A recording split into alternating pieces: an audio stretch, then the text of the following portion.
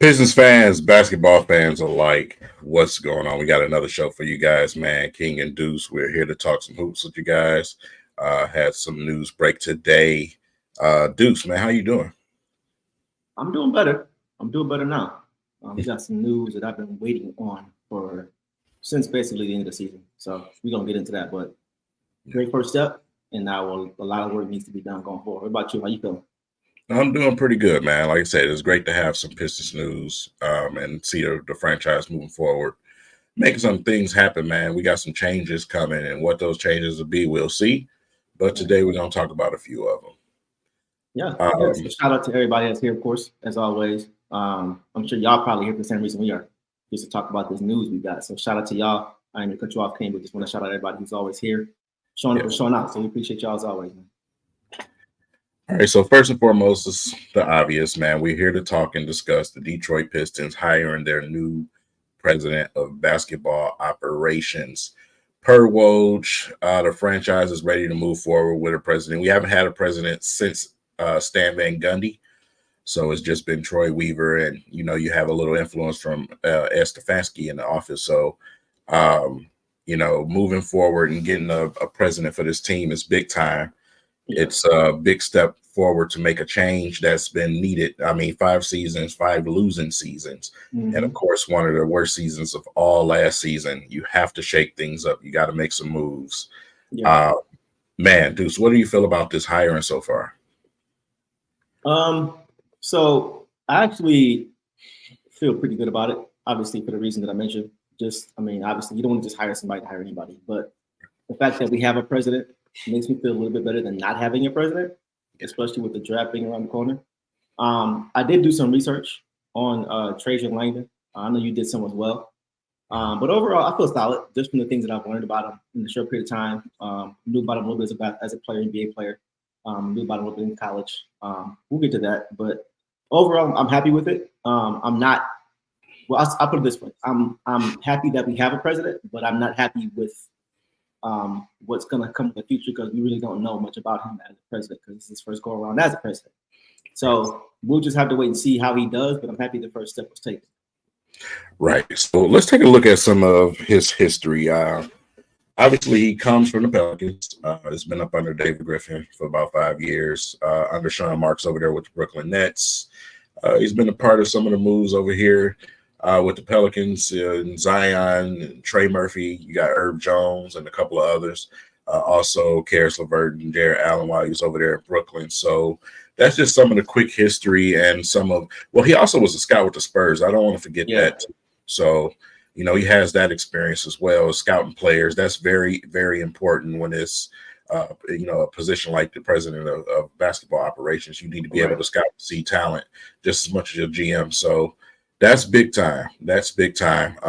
He's trying to build his resume. Still a young resume. Hopefully he can, do a good job at that while he's here. Yeah. Hopefully these guys can, figure it out who's going to be here, who's not, hey, let's work together. If you, retain some of these guys that's here, and move forward, man, and get some things done around our young core and, get this process rolling. Yeah. That's really what it's about. It's just getting the process rolling. So I know you showed some stats of him, his career.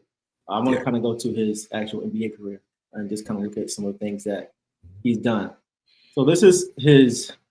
Let's start with his college career. Here's his college career. He played all 4 years at Duke, and the average, you guys can see, 14.5 points, 3 rebounds, 2 assists, decent field goal percentage, pretty good from 3. He was a sharpshooter. That was his calling card. He was a very, very good shooter. He was a sniper. He hit a clip, and you see he was a good shooter all around. His free throw shooting was high, right? So he was a pretty solid player in college. Going to the NBA, he had an average career. Right? It wasn't anything special. Average 5 points, rebound, assists, decent true shooting. And that was kind of his role, kind of the JJ Redick type role. He had a little bit more playmaking and ball handling than JJ Redick, but being a Doogie, that was kind of his role. Coming off screens, pin downs, DHOs, things like that, getting the shot. So that was pretty much his career in the NBA. You see, he played it for 3 seasons. He played longer in college than he did in the NBA. Didn't have a long NBA season or NBA career.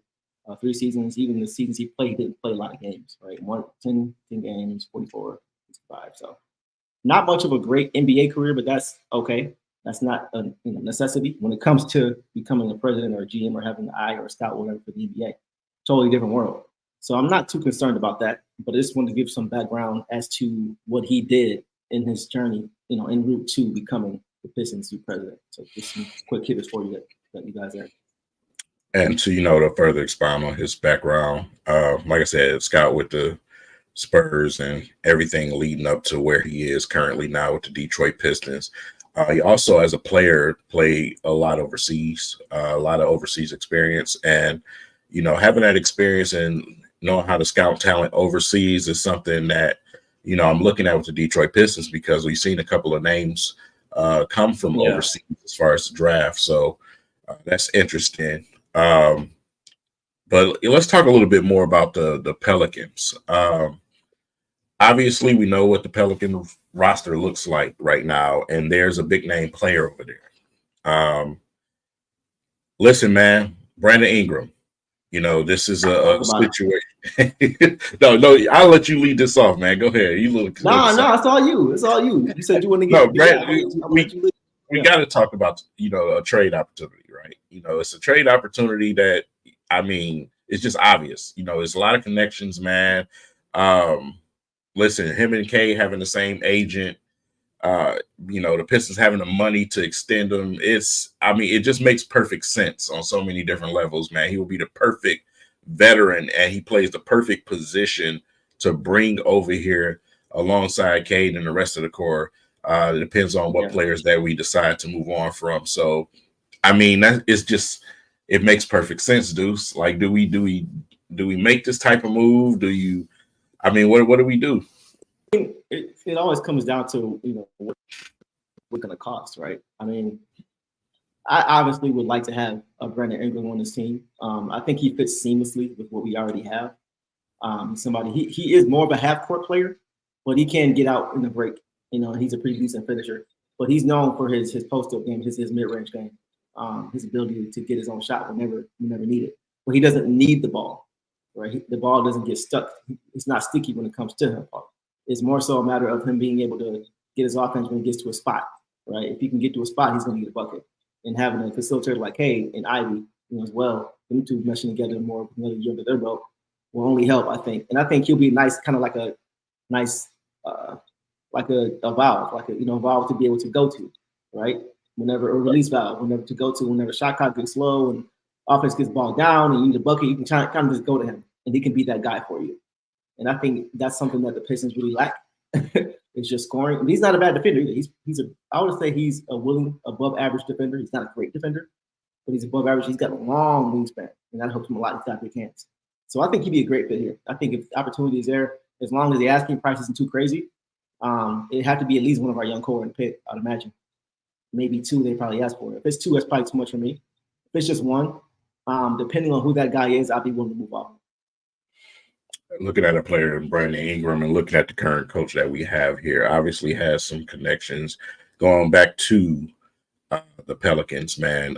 Monty Williams, man. Is Monty Williams on the clock? That's the question, man. That's what everybody's been asking.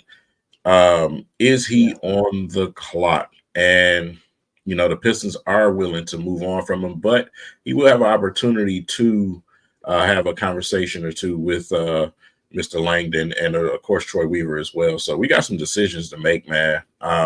Head coach, you see some of the head coaches starting to get moved on from, you've seen Cleveland just moved on from their head coach. You got Monty being a coach that you may want to bring in to take the franchise to the next level. Yeah. Could you see the Pistons, biting the bullet, even though Tom Gores has mentioned that he has no problem swallowing that contract. So can you see them moving forward and saying, hey, man, listen, it's just not the right time to have a coach like him here. Let's go and get someone else. Deuce, what are we doing? So everybody knows that I have not been the biggest fan of Tom Gores. These moves, if they check out and everything plays out, I will have gained some respect for him. So for those who don't know, Monty Williams signed a 6-year, $78 million contract. 6 years, $78 million. This was year one. So if they'd be willing to move off a contract after 1 year, they have to eat that 5 years. So I got to give Tom Gores credit if this is true, because it feels to me, bro, and everybody here, it feels to me like Tom may now be finally realizing and hearing the fan base and understanding that a winning product is what we need, it's what we expect, it's what we want. We're tired of waiting. And if you remember, Tom initially, like you mentioned, he said he was happy with the standing of the organization. He started community service, and he basically was not focused. He was focusing on everything but basketball, just from his comments. And so, from him to go from that to now being willing to eat $60 million in order to bring in a new coach, whom he'll also have to pay, that tells me that either somebody's either in his ear, or he himself just now realizes that major changes now need to happen. Community service is not enough for the fan base. Even if that means eating $60 million, if he's willing to do that, that tells me a lot. I know he's a multi-billionaire, I get it, but still, nobody's willing to give away $60 million. $60 million is still $60 million. So that just gives me confidence that this may be a good hire as well, because Tom will have to trust that new coach that Troy or Trajan is bringing in, right? You have to trust that this new coach is the coach of the future for this team. Otherwise, he wouldn't be willing to cut Monty in the $60 million to go with it. So those are my thoughts. I think it's overall, it makes me happy to hear that this is being made, because it's telling me that at the top, they're realizing that even though we're going to have to eat this, and this is going to cost, it's what's necessary for us to move forward with this young team. Yeah. And like I said, most important is the top realizing that, hey, maybe this just wasn't a good hire. Maybe it was just the wrong timing. Right. You know, that's huge for us. It's something that we've been talking about definitely over this year. So what does this mean for Troy Weaver, though? And, you know, obviously he'll have a sit down with Mr. Shaka himself. Yeah, Shaka is his middle name. That is his middle name. I'm going to be messing with him a little bit about that. Man.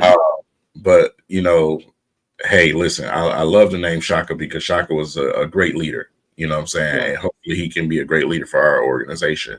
But Troy Weaver, this is definitely something interesting here. You know, a lot of people will say, hey, man, you know, Troy Weaver's probably fired. No, it's not that simple.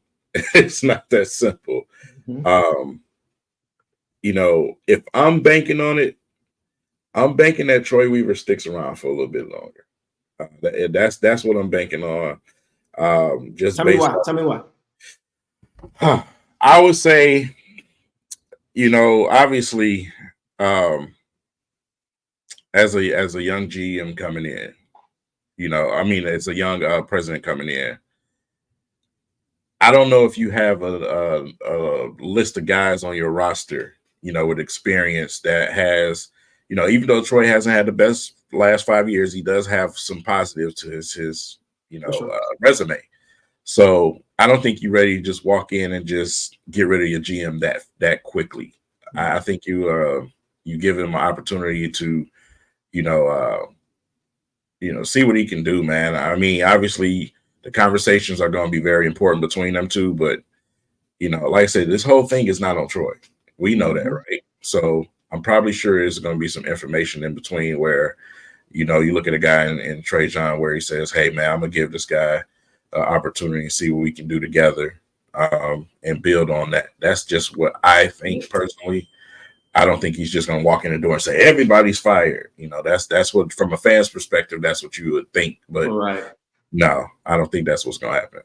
Yeah, I don't either. I mean, the report stated that, you know, it was Monty Williams' job who was in jeopardy. He didn't mention Troy Weaver, and they easily could have. It would have made sense if that was what they were going to do. It would have made sense to do that if they're bringing in a new president. It would make sense to just clean house, start from the top down, right? That would make sense. Mm-hmm. It'd be plausible if you were reading that article. If I were reading that article, oh, well, okay, it makes sense. That's what he wants to do. Okay, I get it. Make a statement, whatever. But they didn't do that. And Troy Weaver's contract is much, much smaller than Monty Williams' contract. So it wouldn't have been a lot to do. It wouldn't have been a lot to eat when you're already considering you're eating $60 million. You know what I mean? So it seemed like it would have been an easy move to make if they wanted to make it, and they didn't. Right. So that tells me that because of that, as of right now, his job is safer than Monty Williams' job. That's just kind of how I, and also like to go with that, bro. I feel like it's just a hunch, but it kind of tells me that Trajan and Troy are kind of aligned in their vision for the franchise. It gives me confidence that Tom is going to allow Trajan to do his job and Troy to do his job, because I don't think Arntellum will put his friend, his former agent, right, who's Trajan Langdon, in a position to fail, the way that he put Troy Weaver in a position to fail. Yeah, like I said, there's a lot of connections with this thing. The first thing that I want to see from Trajan is, put your impression on this team. Like I said, we don't have, starting from the top down, we don't have any type of direction or any type of identity whatsoever. Put your impressions on this thing. He's a young president, man, 49 years old. Like I said, we talked about the experience. He's still, trying to build a resume, but put your impression on this team. That's what the first thing I want to see him do is go in there and, make the moves that he feels necessary to move this thing forward, man. Because like I said, our clock is ticking, man. We have, obviously we have Cade to think about too. So we need to get something rolling. We need to change just change what's been going on lately. You know what I'm saying? So like I said, bringing in a younger guy, a lot of people, including myself, probably, wanted to go towards somebody with a little bit more experience, a little bit older, but I have no problem with this move at all. So, bring in a younger guy, put some fire up under some of these guys in the front office, man, and get things moving. Right. No, I'm with you, Bear. I'm with you. You mentioned Cade, right, and other young star players. They're watching. Yeah. They're watching what's happening, right? The same way we're watching and talking about it. They're very aware, and they're waiting to see what happens with this franchise. They're waiting to see. They know this is an important period too for their careers and for the franchise as a whole, as far as their future contracts and things of that nature. So it's very important that we don't miss. We don't swing and miss with these hires. And the first thing that I want to see from Trajan is the presser. I want to see that presser. I can't wait to hear that presser. I want to hear what his vision is. Like, what's your vision, bro? What is it you want to do? Do you have a game plan? Do you have goals? Do you have checkpoints? What's your vision? Is there any real synergy between Tom Gores and Trajan and Troy? Is there real synergy now, right? Yeah. If we hear in some of the same verbiage between Troy and Trajan when they're having their press conference interviews, if they're using the same jargon, the same verbiage, that tells me culturally and vision-wise, they're on the same page. I'm looking for that. Go ahead. Yeah, I was gonna say also too. What I'm watching for, because Troy's gonna be there likely, is Troy's body language. Yeah. I'm watching Troy's body language. If he looks anything like how he did for Monty's initial presser, then nothing is going to change. Because that means that is not who he probably also doesn't have the same vision as Troy does, right? And we always see Troy slump like that whenever he's unhappy about something that's going on within the organization. It's almost like he wants you to know but can't tell you. So that's what I'm looking for. I want to see the presser. I want to see what he's talking about. And I want to see the body language of Troy Weaver, because that's always very telling. And I want to see if he gives us more than just a sentence or two when he's giving his speech, or when he's saying what he has to say about the hire in the future for the team. Yeah, you beat me to it, man. I mean, the presser is very, very important. Probably something that we'll see maybe next week sometime. They expect the Pistons to make this official sometime next week. So, body language is everything. You know what I'm saying? Yes, shout out Shaka. And he's spelled with an S, but it's still Shaka though. Listen, man. That's gonna tell us everything. It told us about Monty. You know what I'm saying? That hiring. So that's big time. I'm gonna be definitely all eyes on that, Mm-hmm. and we definitely will be back here to let you guys know about what we think and what we saw in that situation. Yeah, because Before I'm we wrap, thinking too, bro. Like, I mean, coach, I'm just thinking too. We were talking about the draft. You know, who we're gonna draft. We had no idea what we're gonna do. Keep the pick, trade the pick. Who we're gonna get. Now that we have a president, now we have an idea of what we might do and why we might do it. So just something else to look for. The president, this signing is going to be a linchpin for us to be able to peer into what's happening going forward. But until we knew that, it was nothing to really be able to do or even talk about because we had no direction.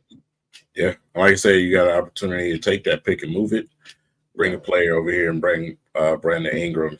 Yeah.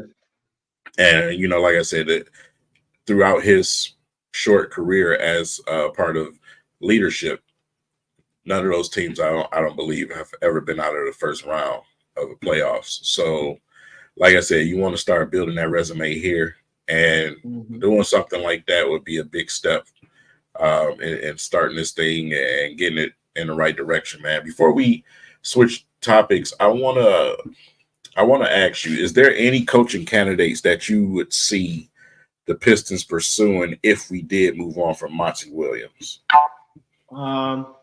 So there's a couple. I mean, we've talked about a few different guys, right? I mean, obviously for me, it's Chauncey. Yeah, give me Chauncey Billups, and if they got Chauncey, didn't make any major moves, I would still be happy because we have a good head on our shoulders, right, as an organization. Right. Chauncey, last I heard, nothing updated since the last time we talked, but last I heard, his assistant coaches, a few of his assistant coaches were no longer with the team. Yeah. And he currently still is, but that could be telling something to look for between now and the draft or now, training camp and things like that. So hopefully we'll know something about that soon, because if this, smoke turns into fire about Monty actually being fired, no pun intended, then we would need to have a coach in place. So hopefully we'll get some updates on that. Aside from Chauncey, I like Darvin Ham. I like him. We said before, I want a coach who's not established. I want that gem, that diamond in the rough coach that hasn't proven it yet. Who's that? I would say hunger.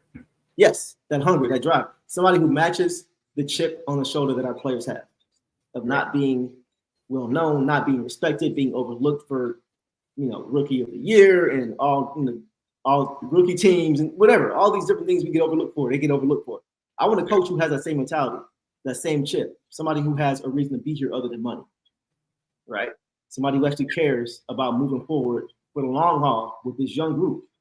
And I think that the guys you mentioned, Darvin Ham, unproven. He went to LA, but he wasn't proven. Chauncey he's an unproven coach, to be honest. He hasn't really proven anything as a coach yet. He got that job off of merit, right? And off of his career as a player. Kevin Ollie, I know he didn't have the greatest ending to the season with the Nets, but I mean, why not right the wrong? Maybe he wouldn't be my first choice. I still want Chauncey, but if that's not there for me, Darvin Ham or Kevin Ollie, they kind of embody the same things. Even though Darvin Ham has a connection to Detroit, Kevin Ollie still embodies a lot of the same things that we're looking for in a coach, as far as the toughness and grit that we embody as a Detroit franchise. So those are probably my top three. I would probably say it probably in that order: Chauncey, Darvin Ham, Kevin Ollie. For me, it's pretty much similar. Obviously, Chauncey. I wouldn't mind seeing somebody like Darvin Ham either. Stackhouse. Yeah. One person in the comments said it. Kenny Atkins. Yeah. Like I said, just bring me somebody that's hungry. That's bring me a younger guy that's hungry, that's ready to, to get out there and be active and push this team. What I'm saying? That's what I'm looking for. That's where we at. We're trying to get started. What I'm saying? We're not there yet. And then in the future, if that coach didn't grow with the team, then you move on and find a person to take you to the next level. That's what you see these days. That's what the Cleveland Cavaliers are currently doing right now. So those are the reports that came out with them. So that's all. I like that take, especially as far as finding we don't need to find our coach to get us over the hump, because we're not even approaching the hump yet. We need our Mark Jackson. We need our Rick Carlisle. We need our Bickerstaff, like you just mentioned. We need that foundational coach who is going to help us get to a point where we can start contending. So yeah, I'm with you 100%. 100%. All right, man. So we've talked Pistons, we've talked new hiring. Mm-hmm. Obviously, we have the NBA draft coming. Man, when I look at the draft situation, this is the first year that I'm not all over the draft as far as scouting the players and everything else. I look at a few guys, look at Montes, I look at guys like Klingen, I look at some of these big men, right? But I just truly do not have faith that the Pistons are going to keep that pick. I think it's going to be a part of, because when you look at where the Pistons are, you've added young players for your core already. You want to bring somebody in here that's going to take it to the next level. Right. Me personally, I'm not in favor of bringing in another guy at number 5. No. I think that does absolutely nothing for us. Yep. I think we give that to a team that's trying to hit the reset button. You know what I'm saying? Yeah. So that's why I just, kind of been waiting on this situation that happened today. And be it that situation happening, that's why I'm all over a Brandon Ingram type of deal. You know what I'm saying? Yeah. Because that's gonna garner a 5th pick type of situation. So when it comes to the NBA draft, like I said, I have my eyes on a few players, but I just don't have any faith that the Pistons are going to keep that pick. Like you said, it makes no sense to. I mean, we've already drafted in the top 5 for the last 4 years. Mm-hmm. And this is the weakest of all those drafts. Why? Like, why? Why would you? Why? For what purpose? And the guys in that range, the Modest, for example, one of the guys I actually like, not a shooter at all. A lot of the guys who there's not even a fit guy at 5 that I think just can come in and just plug in a lot of holes that we have as far as weaknesses and deficiencies. We don't even have that available to us in number 5. So absolutely not. Absolutely not. It's nothing more for me at this point than an asset. Even if you draft the guy and then you move him, I don't see us going forward with whatever that pick is going to be. And I think you kind of feel the same way. It just doesn't make sense where the youth movement has been in full swing for a long time now. I think we're done getting young guys. We have enough young guys. At some point, you got to kind of change, the direction of where you're going and say, let's move with these young guys. So no, it makes no sense for me in my mind at all to keep the 5th pick. I mean, you look at the 5th pick we've had in the last few drafts. Those guys are still finding their way, right. And those were much stronger drafts. So It makes no sense to keep it now when there is no guy projected to be nearly on the level of a Jaden Ivey or Sar Thompson. Yeah, we're still at the beginning of the reset that we did. So, like I said, these guys are still, from 22 and younger when you look at the core. So I'm saying, these guys are young. So we are still at the bottom. We're still here at the base. We're trying to move up the ladder, and you want to do that by adding the right veterans in here. So, like I said, it makes absolutely no sense, man. To hold on to that. Exactly. Yeah. That's I hate to keep saying it because it's kind of like our arch rival. But look at Houston. Look what Houston did with their cap space. Everybody laughed at them. Fred VanVleet, Jeff Green, Dillon. Mm-hmm. Those guys are a big part of the reason why they pushed Golden State for that last playing spot this year. You got to have that balance. You got to have that mix. You can't just be all young. Can't just be all old. There needs to be somebody that will bridge that gap. It needs to be somebody there that you can go to as a leader of the team. You don't have to be your star player, but you can't just have a bunch of young guys because who is going to step up and say, okay, we've been here before. This is how we do this in this situation. This is how we handle late game situations. This is what I did when we played for X team, when we won X championship. We don't have that at all. So I think that we need to focus on veterans this offseason. Somebody who can really help on and off the court in the locker room as well. Yeah, so there's no way that you're going to tell me that someone drafted as a rookie is already better than somebody that's in the league. Ooh. It's nonsense. Basically saying that, yeah, that's what I'm saying. This is nonsense. Anyway, I mean, look. I will say, I have not been draft heavy this year because I'm tired of it. But I I think I know enough to know that there isn't a guy at 5. Honestly, Alex Sark, #1 pick. In other drafts, in the last 2 or 3 drafts, he would have went 3, 4, or 5. He would have went 3, 4, or 5.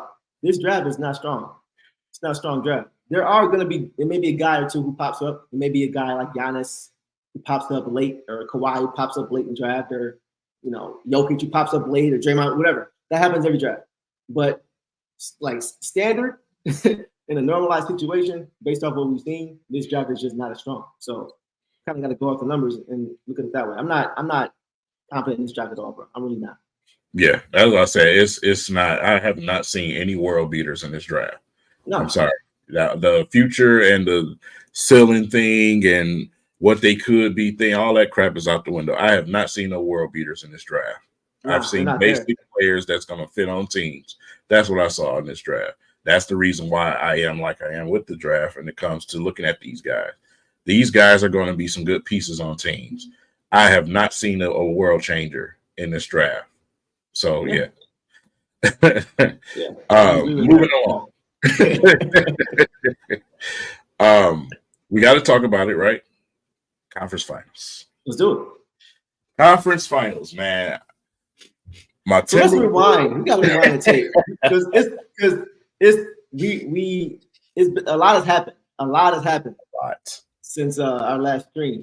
So I'm going to cut you off. I just wanted to throw it out there because it feels like it's been 3 or 4 series since we've been. It hasn't been, but it just feels like so much has happened since the last time we were on Yeah, here. man. Listen, first and foremost, to just talk about the champions get knocked out. The champions get knocked out, and one of the things I was talking about is the fact that when you have a player to the caliber of an Anthony Edwards, you think the Mavs gonna win the whole thing. I didn't see that. You're gonna get to that. Go ahead. Yeah, last night I think this is gonna be a good series as well. Yeah. But to have a young team with an Anthony Edwards type of caliber guy, it's always a chance that you can get by a team like Denver, man. Like I said, he inspires those guys. He pushes those guys. It becomes contagious, the leadership, and he didn't have the greatest game, in the closeout game. So, like I said, man, having guys like that, the mentality, the ones that's going to push your players to get the max out of them, I'm probably sure, when you look at Rudy Gobert, he probably heard what Draymond was saying. He's speaking French and we and all of this. Players hear that stuff. They watch that stuff, man. For sure. You know what I'm saying? So it's all inspiration, man. And those dudes was able to lock in, man. And they hunker down on defense. Good Lord, they hunker down on defense. And they took care of business. Man, I would have lost money betting on the Nuggets this year. I'll say that much for sure. It wasn't a doubt in my mind they were beating this year whatsoever. And they didn't. And I honestly think Minnesota took that series, but I think Denver gave it to them in order to take it. Yeah. I really do. Going up 3-2 after being down 0-2, and as the champion, you can't lose that series. Yeah. You just can't lose Game 7 at home when you're up 20 points to a young team who's never been there before. They show that they have some mental weaknesses on that team. And they also, the biggest thing for me, bro, is their two shooters cannot create at all. All they do, KCP and MPH, all they do is shoot. It's literally all they can't put the ball on the floor.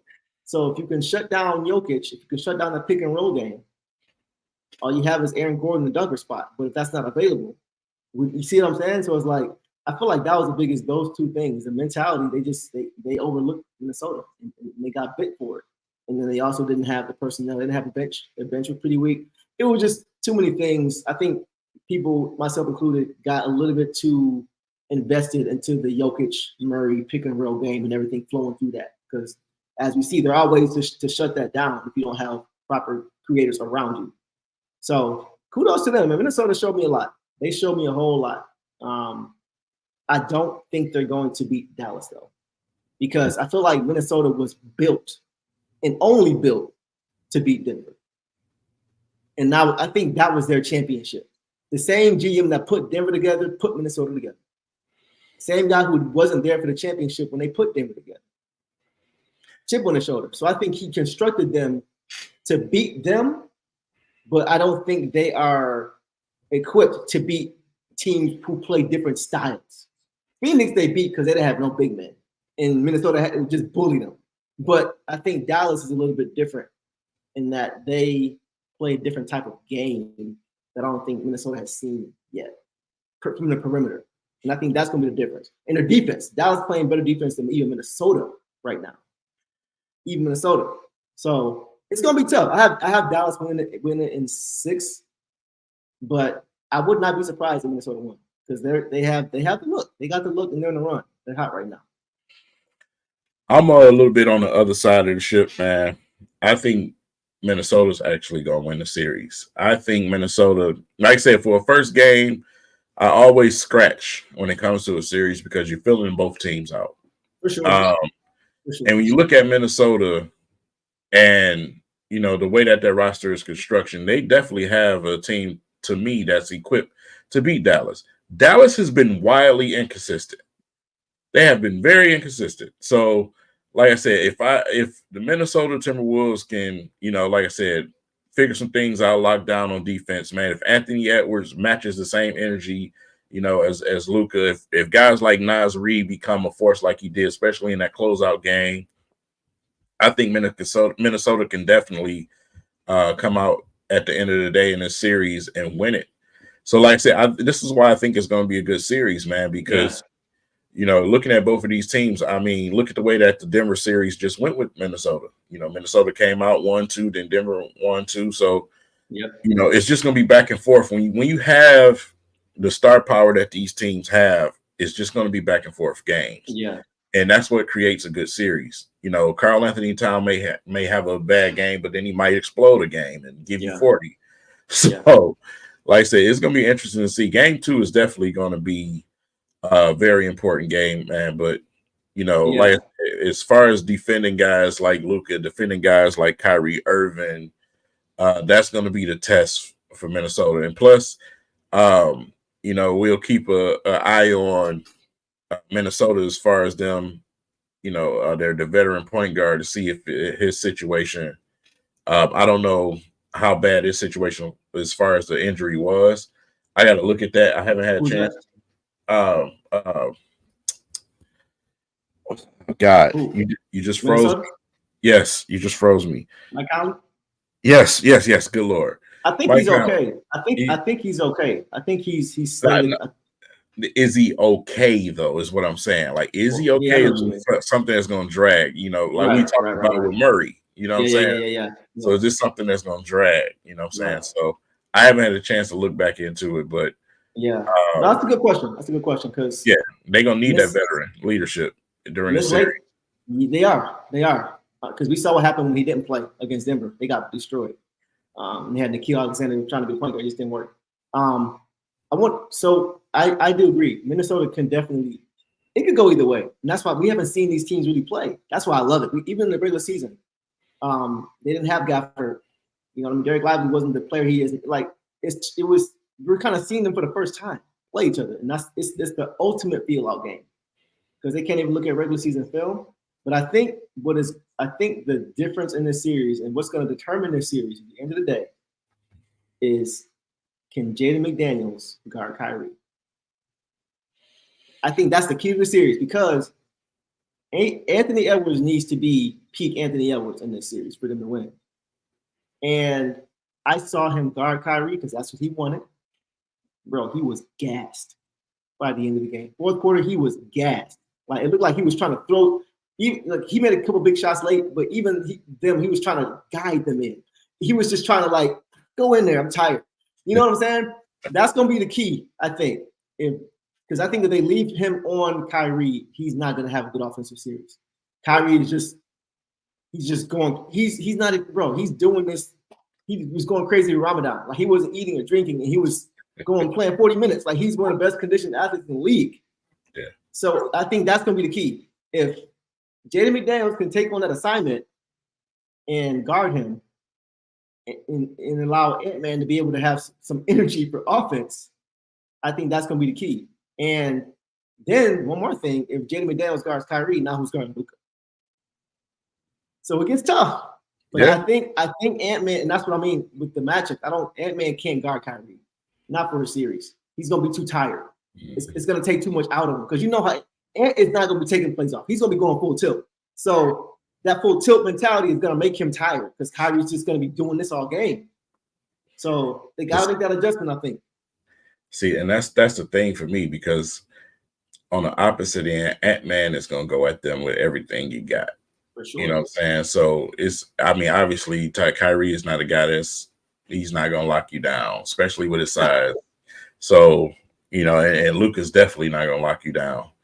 Even though they are playing better defensively now than they ever have. It's their back end. Ever. I mean, even them now. I'm looking at Luka. I'm looking at his rotations. I'm looking at him breaking up lobs. Looking like, when have we ever seen him do that? Yeah. I think he understands now I got to play D. And Kyrie's playing defense like I haven't seen before, bro. It's like they're clicking at the right time. Everything is working at the right time. You're right. Most of the season, they were a bad defensive team. I think because it's happening so quickly, so late in the season, people aren't really seeing how everybody was in my group chat like, bro, I didn't know the Dallas was this tough, man. I know it was just like, yeah, nobody really did, even me, this tough, because we haven't really seen him until late. So you could be right, but I just personally think Dallas, I think the experience of Kyrie is going to rule the day, and I feel like this is Luka's time. I feel like it's because it's going to be somebody new, a new star who gets that first ring. I just feel like it's going to be Luka who gets it this time around. Just me. But I can see it going either way. I really could. Yeah. So I wanted to mention something, man. Yeah. My heart goes out to those Knicks fans. Man. You know what I'm saying? And Brunson fracturing his hand, man, that's a bummer. You know what I'm saying? That's an absolute bummer. I did not want to see something like that happen. Right. Like all season, he been giving it to dudes, man. This dude play his tail off. See them go down like that, man. That was disappointing. Me too. It was definitely disappointing, man. I did not want to see the Pacers go to the next round, bro. It's like the East is so garbage, man. Bro, the game is on right now. I have no idea what the score is. Whoever comes out the West I think somebody said earlier, whoever comes out the West is winning that series. Or is winning the finals. Whoever comes out the West will win the finals. This is the finals right now. This is the finals. Yeah. Marvin, absolutely not did I think that. That's crazy. Did not think Kylie would be a better pro than Odin coming out of that. That's a great point. Never thought about that. Yeah. Yes, he does look like Tyson Chandler. He looks a lot like Tyson. Both of them look like Tyson Chandler. Him and Gafford look like Tyson Chandler. And this is why I'm picking them. At the end of the day, I feel like these are the two best players in the playoffs. I feel like these are two best players in the series. Ant-Man is right there. And also Murray and Luka. Murray and Jokic were the two best players in the last series. I'm not buying it. Like I said, you got. I don't think so. Jokic, we talking about perennial MVP player. I'm not talking about Jokic. Well, you have Murray, but like I said, Murray ain't better than Ant-Man. Yeah, right. Yeah, okay. Well, as far as experience in the playoffs, he is. He's been there for sure. You know what I'm saying? Right. But you can have the best player and take that L. So you can. It depends on them other guys, man. Guys like Nas Reed, the other guys on that team is the factor for me for when it comes to Minnesota. Okay. Like you got X factors with the Mavs, you got X factors with Minnesota too.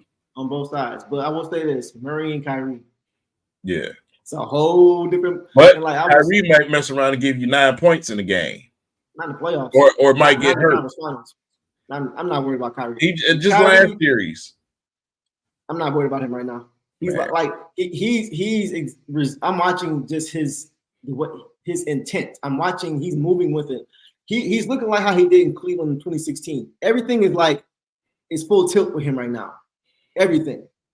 I'm like, okay, he's just the way he's attacking the boards as a guard, the way he's getting over screens, like he's locked in. I see it. I know what you're saying, but I just feel like I'm not worried about Kyrie. I'm more worried about Luka staying healthy than I am Kyrie at this point. Kyrie, I ain't worried about at all. That boy. I think he's on a mission too to prove with all the narrative. Like imagine all the narrative surrounding him, if he's able to win a championship with somebody, you know what I mean, with Luka, who hasn't won yet. That'll change a whole narrative about him. You got to know this in the back of his mind. I ain't worried about Kyrie at all. That's just me. He doesn't concern me at all. I'm listening to his post-game conferences. He's behaving. You know what I mean? Like, he's giving the politically correct answers so we can get out and get back home and watch the film. Like, I'm seeing the same things from before when they won, except now he's even more mature. Yeah. All right, man. We'll see. You could be 100% correct. You know? I believe it when I see it. I got a question. So I got 3 of them right now. You want to toss another hat into the pot and try to redeem it? I'm done with this hat thing, bro. You offered a little. No, I'm good. Hold on. Why don't you tell everybody what you did? The bet you tried to offer me, y'all. What? Game 6. He tried. This dude. It was a good offer. You were so sure that Denver was going to win this series. It would have been a good offer at the beginning of the game, not when it's the third quarter and we down by 30. They down 30 by. So anyway, guys, what he did. This dude, third quarter. I'm watching, listening to Kevin Harlan. It's a finals record, second most points he's been down in the third quarter. Guess what? I get a text from. Hey, so when we get bet. For the series. You said for that game. What they were down? They were down 20 that game. Who's gonna come back 30 on the road to win in the third quarter? I'm just saying, bro. You was trying to pull a fast one. It's all good. It's all cool. Right, so he not buying it. I'm trying to convert this 3-hat thing into a jersey. I might, this guy.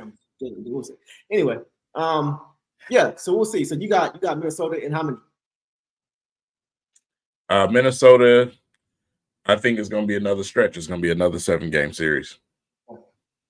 So 7-game series, Minnesota will be. You got Minnesota winning at home. Mm-hmm. 7. Okay, that's why I have Dallas in 6. I don't think they want to go to Minnesota for Game 7. Okay, really quickly, Eastern Conference. Who you got and how many games? The Celtics. They may sweep the Pacers, bro. After last game? Yeah, they went in out. Oh, so yeah. I mean, it's the Pacers ain't got no business, bro. No, at all. Like the Eastern Conference is crazy right now. Just look at how they got there, bro. They beat Boston with Giannis and Dame majorly hurt for most of the series. Mm-hmm. They got through New York with Brunson and everybody else on the team hurt. Yeah, this is gonna be quick work. I don't see this going more than 5. Yeah. I want to say something because Pert mentioned he's on the same page what we are on when it comes to the Celtics. Seen this movie before, you know what I'm saying? Prove it. You know what I'm saying? Right. Show us something. And, us as fans right now, us watching from afar, we're looking like whoever comes out the West is the champion. Yep.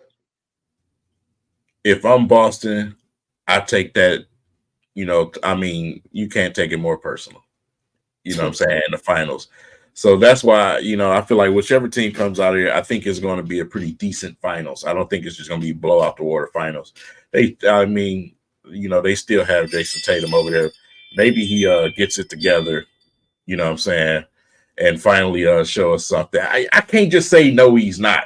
Things happen. Things change, Deuce.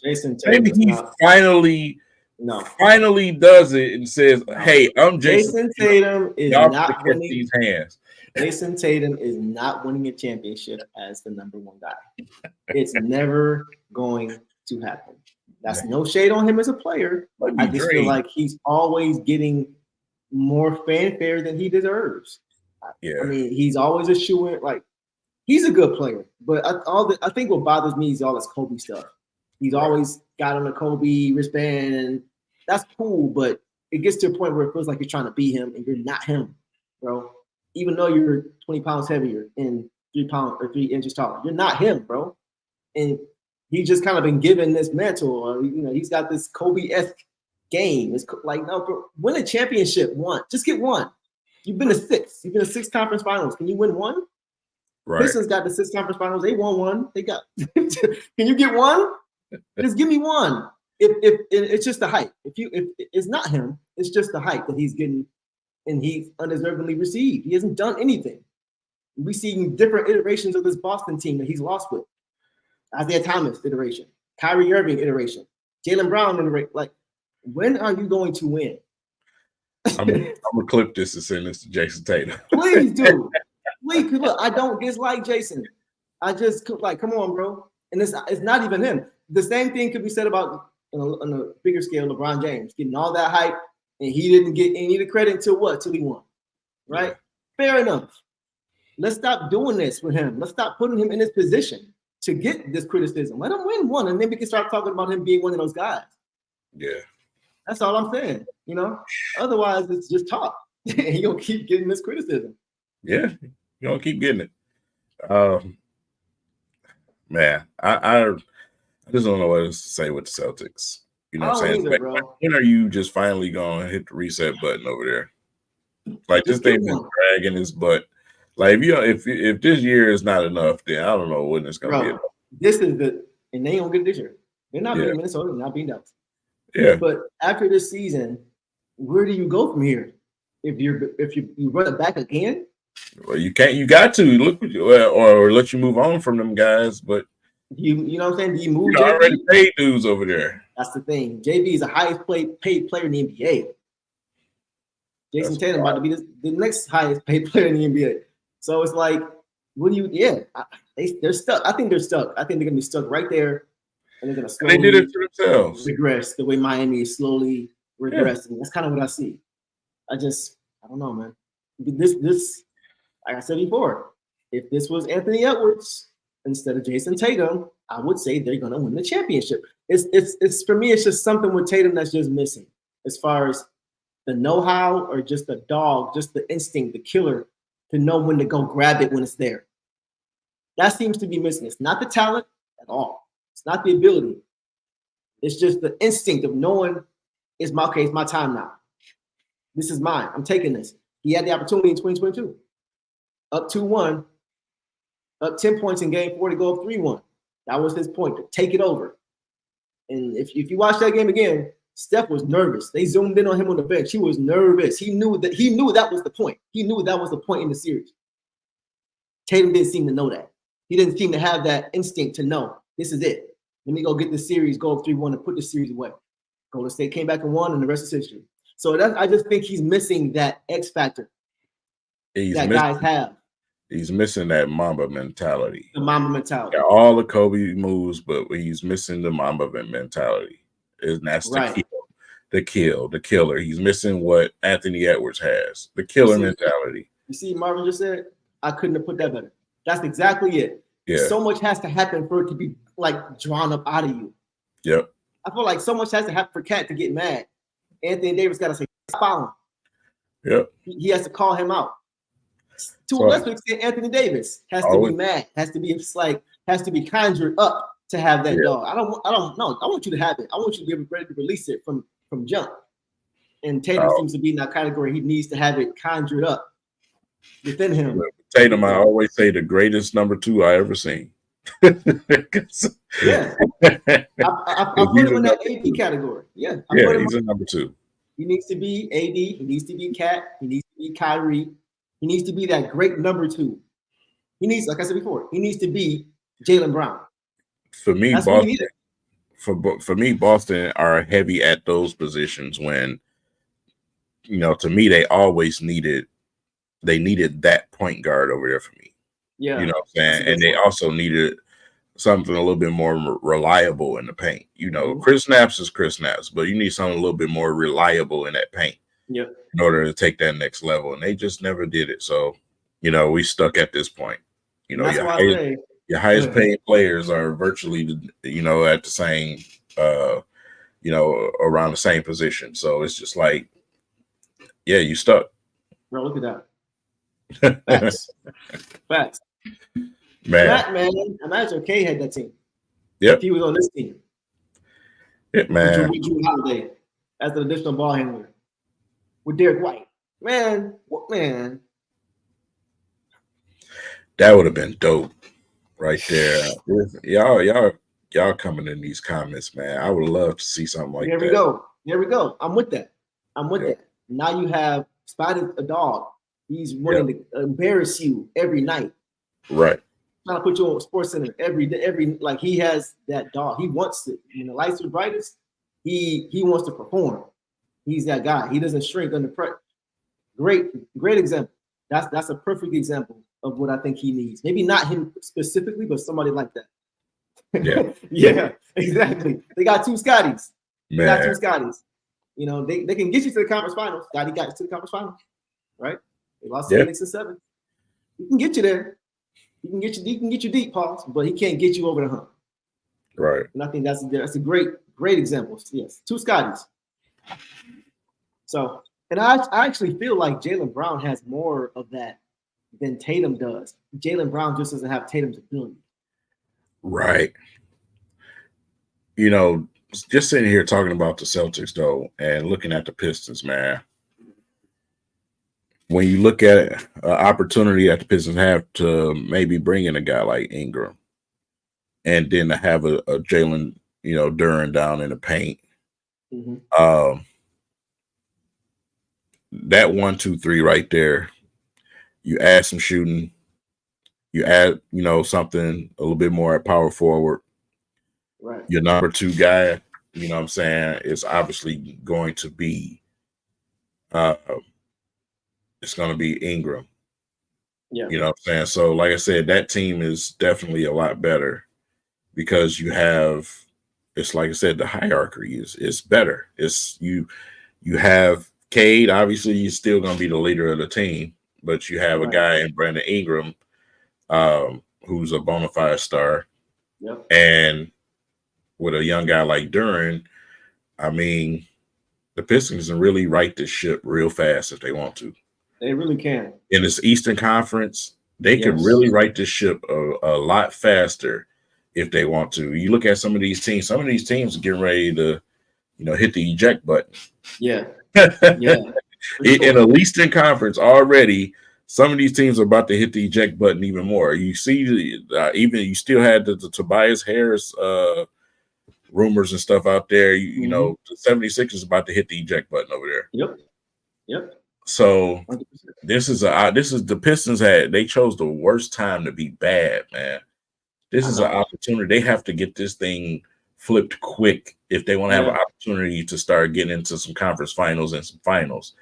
Right now, you need to hit this button, get to the playoffs first of all, and start making some noise, man. While this conference is like it is, man, for these teams to get ahead of you, and it's gonna be tough. Because we're at a point now where the changing of the guard is happening. So when those previous stars in the East, as they continue to get older, right, and they kind of decline, there's a small window when the conference is up for grabs. You need to be in that conversation when it's up for grabs. But it starts now because it's not going to happen right away. You can't just expect us to be in the playoffs contending next year. We need to build that foundation now. So be ready when that time comes. Like go. Yeah, go ahead. No, I was just saying, go and get Ingram, make it happen, bro. I'm with that. Go and sign Drummond this summer. Yeah. Backup center. Absolutely. Go and add some real veterans on this team. You don't want to be these teams that's just the Bulls is one of those teams too. They just stuck. Right. You know what I'm saying? So, like I said, you can turn some things around real quick with the money that the Pistons have. Yep. Real quick, you got draft capital and you have money. Those are the best two things to switch your franchise around really fast. Right. Arnie Cannon need to come back 100% just to make sure Ingram stays healthy. Man, I miss Arnie Cannon, man. He was for the longest. He was that guy. I don't know how he ever left. Whisperer, bro. He was the best in the league. Dude, to have you walking around with rotten fish on your ankle, like, bro, like what?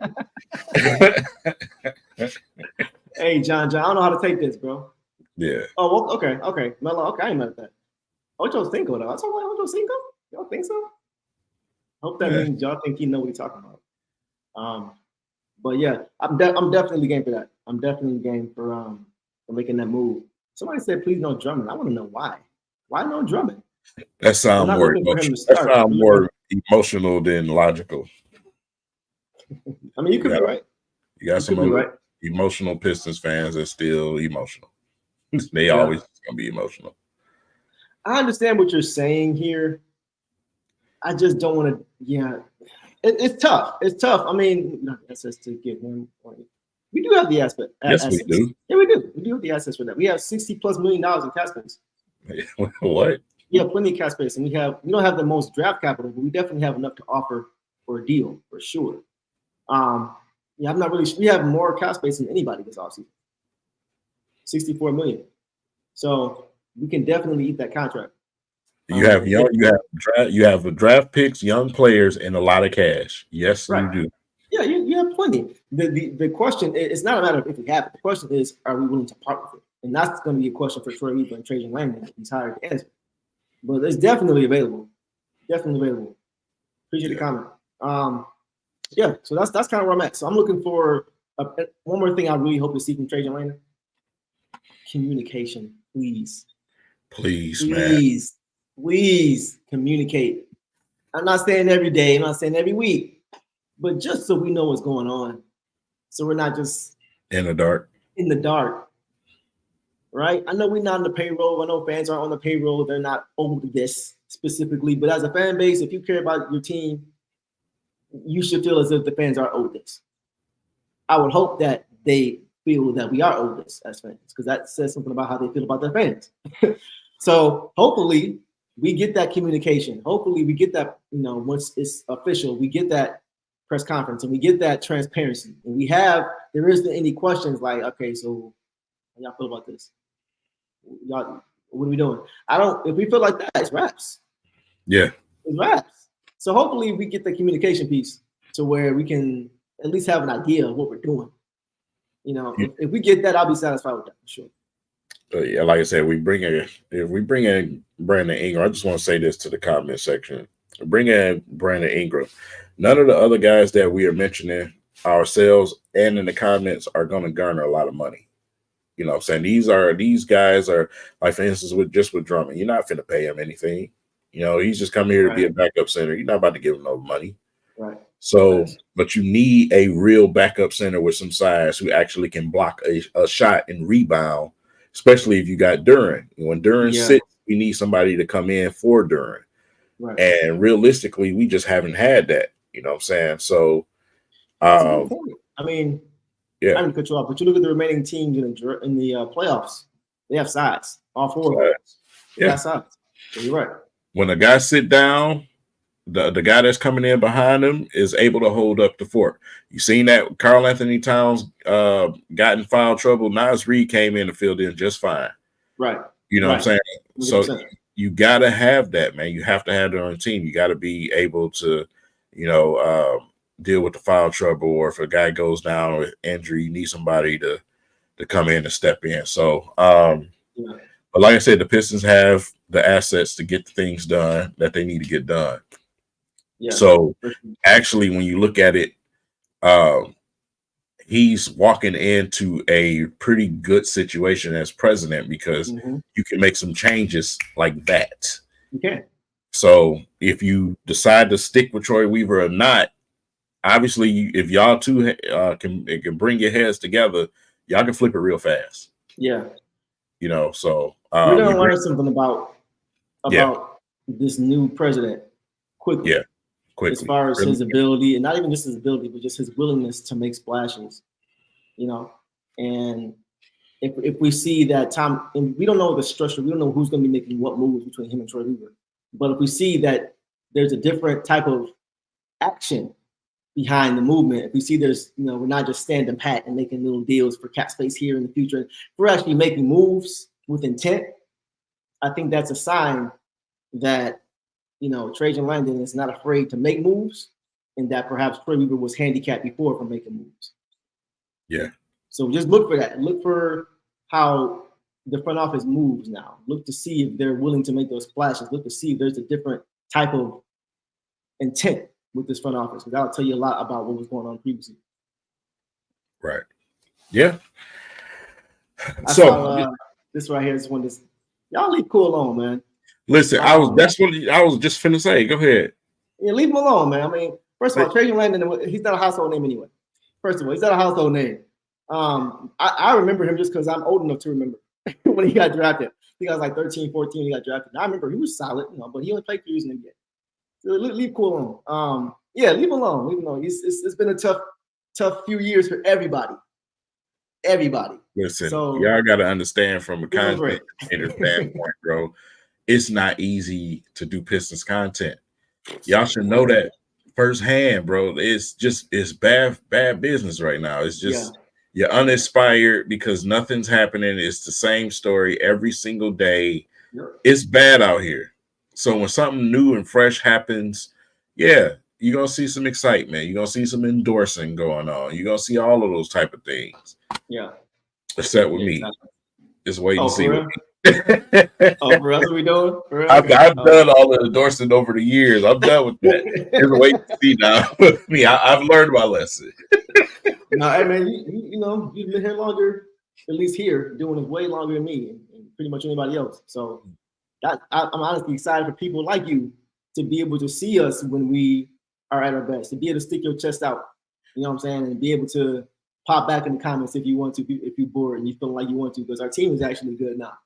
So yeah, I'm looking forward to that for everybody, man. Just being able to enjoy and being able to see the other side of this thing. The other side of everything you want. What is it? A heart? What is it? Monty Williams always says. Everything you want is on the other side of heart. Isn't that what he always say? Not an endorsement for Monty Williams, but I think it is true. I was trying to have a good night, and this somebody just comes in here and says some crazy shit, man. Bro, what the hell are you talking about? I saw that too. Like, bro, man. Like, do you want to elaborate on what you're saying? Like okay, based on do you have any inside intel that I don't? That I'm not even being facetious. I like to always give people the benefit of the doubt. I know you ain't got time for that, and I don't blame you. But bro, what is this based on? Who said this to you? Who told you this? The things we're saying are not just baseless, bro. Like we have information. So I don't know why anybody would say something like this unless they have information. Like, what are you basing this on? This is why it's hard for me to look at stuff like this, because it sounds like emotion and only emotion without any real basis for saying stuff like that. So I mean, look, I don't care either way. I just want us to be good. Whoever you want to blame it, I don't care. Who cares? We've been doing it for how long now? And what's happened? We've gotten worse, not better. So it does nothing, absolutely nothing to blame. It's just like, at this point, let's just see what's up. Let's see what we do now. Let's see if there's a change. If we continue to see the same type of action or lack thereof going forward, then yeah, I'm with you. Because now you know for a fact that this is something that has more to do than with just the president. Right? Then you can look at it and say that. But let's just see what happens first. If we see a change and the team starts to improve, then I don't want to hear nobody saying, well, this is all because of the president either. Don't be doing that. Don't be going both ways. Don't be trying to blame Troy when things don't go well, and then when things do go well, now it's the players are maturing, or Tom Gore has finally opened up his pocketbook and fired the coach and got the right. I don't know. If you go, okay, fine. You can blame whoever you blame now. Great. Make sure you praise those same people later on when things are going better. That's the only thing I ask. All I gotta say is that Pistons fans was ready to kiss Troy Williams' feet a couple of years ago. Bruh. He was doing everything right. He was cooking every year. Every year. That's all you seen. Let Troy cook. But it was a point where we was like, Brad Holmes should be like Troy, man. Yeah, bro. You know what I'm saying? And when everything fails, here y'all come, acting like some good old Roman fans, bro. So just keep at the college ready to kill a gladiator. Right. Y'all make me sick, man. It's cool though, man. It's cool because like I said, just keep that same energy if and when things change. And if they don't change, then keep the same energy too. Right. Because it'll be valid. Just keep it either way. That's all I ask. On that note, I'm about to go watch Indiana get blew out for the second time in a row. Anything else you want to hit on? No, that's it, man. Like I said, we wait till next week. Get this presser. Yeah. and then we follow up after that, man, because that's all important right now. That's all important. That's it, man.